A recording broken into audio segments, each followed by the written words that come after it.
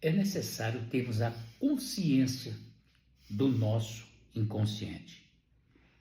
Porque quando você não tem consciência do seu inconsciente, é como se você fosse conduzida na vida, ou conduzido na vida, por um estranho que habita em você.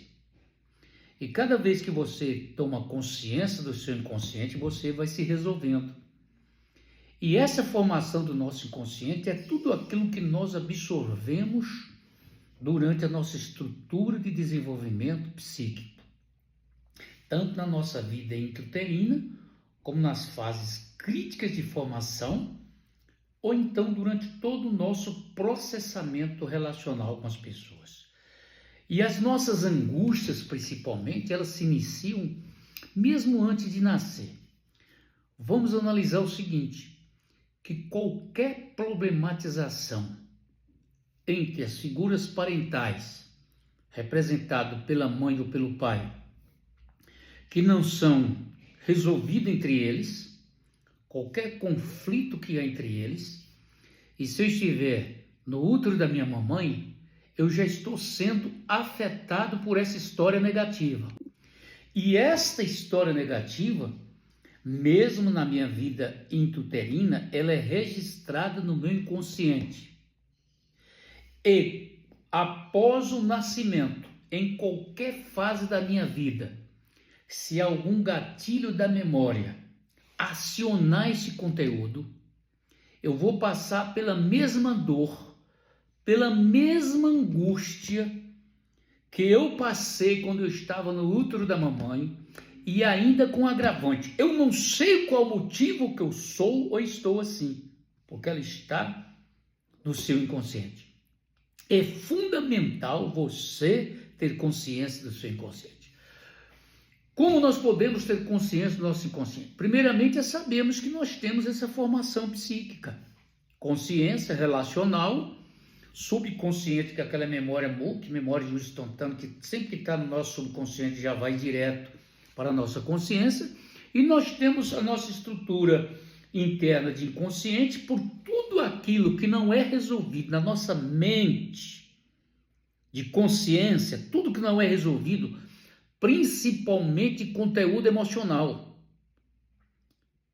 Este conteúdo é recalcado, ele é jogado para dentro do seu inconsciente como o próprio mecanismo que a sua mente tem para você sobreviver. Porque se você passar por um trauma e aquele trauma ficar na sua consciência o resto da vida, você não subsiste. Passou por um trauma, passou por um conflito. Qual a tendência da mente humana? É para se aliviar no aspecto de consciência, jogar isso no seu inconsciente, só que tudo que é jogado no inconsciente não está resolvido. Isso é que é um detalhe. Só joga no inconsciente aquilo que não está resolvido. E isso que não está resolvido é que é o processo da nossa angústia. E o que acontece? Você percebe? A criança nasce gente, se torna humano nas relações parentais, na figura do pai e na figura da mãe. Ele nasce gente, se torna humano posteriormente, porque vai adquirindo sentimentos. Porque quando a criança nasce, ela é totalmente inconsciente e ela vive pela pulsão da vida, que ainda não tem consciência da existência dela. A pulsão natural da vida que a preserva por meio de linguagem pulsivamente, que antigamente chamava de instintiva, mas de pulsivamente para preservar. A criança é recém-nascida, não diz mamãe eu estou com fome, ela não sabe falar pela não maturidade neurológica e pela não capacidade cognitiva, mas ela começa a chorar. E uma mãe suficiente sabe diferenciar o choro de uma criança quando está com fome e o que está passando com ela por meio dessa interpretação. Sendo assim, olha como é importante entendermos que todos os nossos sentimentos são colocados em nós de forma em que nós aprendemos do outro, aquilo que nos tornamos na vida como seres humanos, principalmente os nossos sentimentos. Quer ver? Existe um medo natural, mas existe um medo patológico. O medo natural preserva a nossa vida no aspecto biológico. O medo patológico são os medos fóbicos. E quando a criança está no desenvolvimento, na sua parte de desenvolvimento inconsciente, ela não tem medo.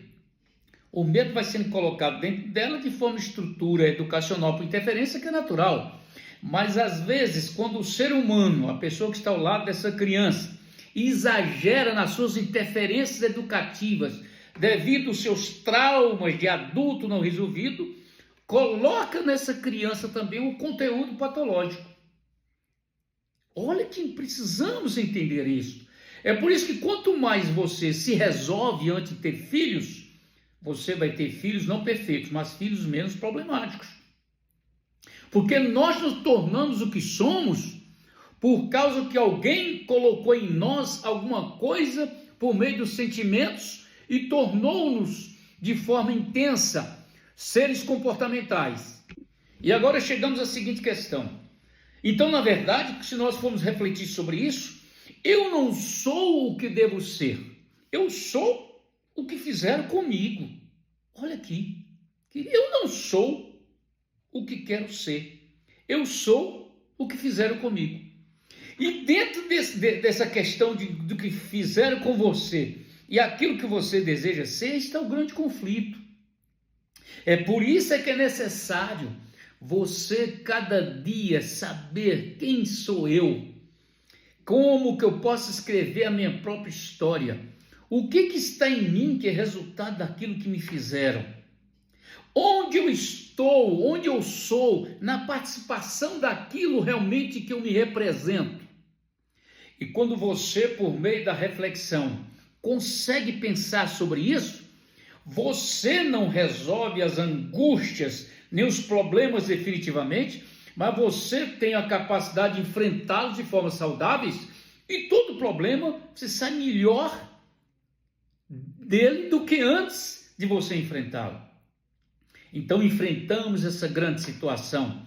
Nós somos algo que nos tornaram e a nossa angústia é descobrir o que eu posso fazer para ser eu mesmo. E esta fixação do que os outros colocaram em nós, as suas mazelas, as suas doenças, seus problemas não resolvidos. Olha, eu não estou aqui culpando nem A nem B, nem também os pais têm culpa de adoecer os filhos, porque inconscientemente eles também não são resolvidos. Olha aqui, o inconsciente dos pais não resolvido produz nos filhos conflitos também não resolvidos, e essa futura geração, essa futura criança que se tornar adulto, seguirá o mesmo quadro de comportamento patológico doentio de geração em geração.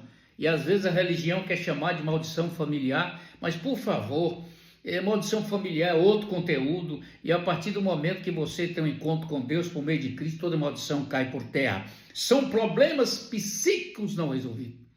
Então é necessário que você pergunte a si mesmo: será que naquilo que me tornou, aquilo que eu sou, não está faltando interferência da minha consciência reflexiva para tornar-me diferente e eu saber realmente quem eu sou?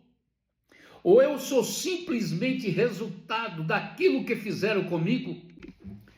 E quando você faz essa pergunta e procura um analista clínico, você vai poder assim encontrar.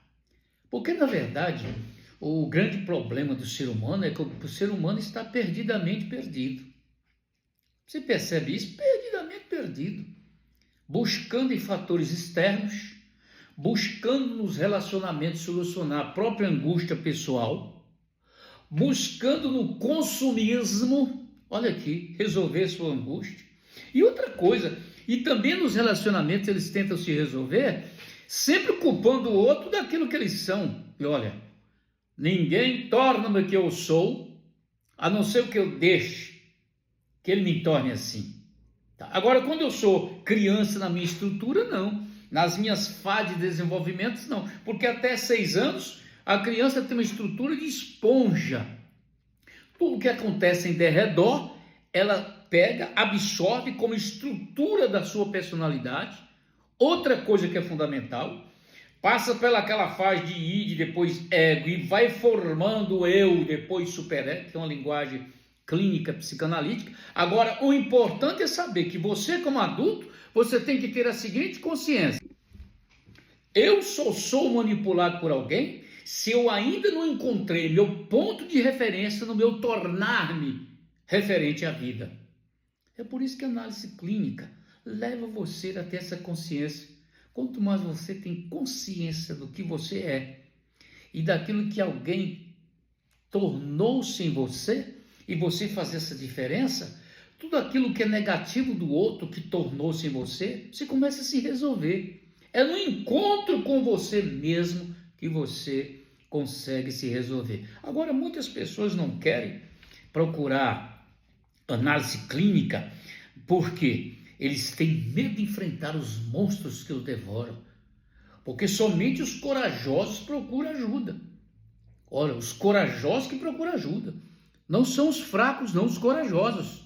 Os fracos, eles criam uma concepção de que não precisa de ajuda, não, e acabou, eu sou capaz, e às vezes até se desculpa dizendo que procurar ajuda clínica é louco. Isso não existe. Os fortes procuram ajuda. Então, quando você perceber que você está necessitando de ajuda, você está conseguindo força nessa sua luta. E não se esqueça, entre aquilo que fizeram com você, no seu tornar-se, na postura que você tem que conhecer como você o é na existência humana. É importante que você faça isso. Por quê? Você pode utilizar tudo aquilo que colocar em você de forma legal, de forma saudável. Mas aquilo que está em você que não é saudável, você não vai deletar, nem vai reprogramar. Não existe delete nem reprogramação de mente humana. Por favor, tá bom? Não existe reprogramação. Existe uma restrição. Existe uma capacidade de você produzir uma resiliência. Em você transformar os conteúdos negativos, interpretando-os, dando um novo significado à sua história. Você está resgatando você mesmo como pessoa e não está simplesmente vivendo a vida daquilo que tornaram em você, mesmo antes de você nascer, depois da no seu desenvolvimento na infância e também até na vida adulta, ok? Estamos aqui à sua disposição, um forte abraço, veja com carinho esse nosso bate-papo, daquilo que você pode ser, mediante aquilo que você imagina que tornou-se dentro de você, tá bom? Um forte abraço no teu coração.